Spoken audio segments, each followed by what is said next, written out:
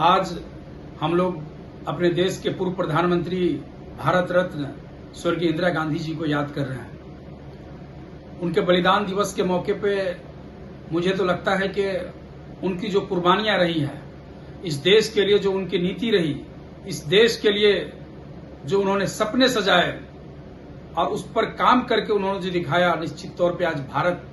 जो पूरी दुनिया में एक इतिहास के पन्ने में भारत का नाम दर्ज हो रहा है,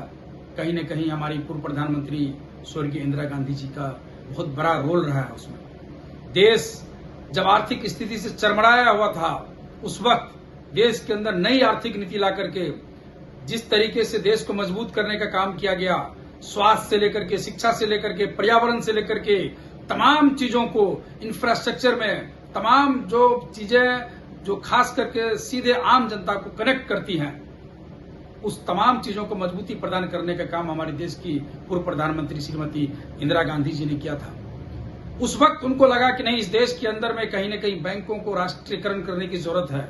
इंदिरा गांधी जी ने बैंक के राष्ट्रीयकरण करने का काम किया। उसके बाद जब उनको एहसास हुआ कि नहीं, इस देश के अंदर में आज भी गरीबी जो है कहीं न कहीं गाँव में है,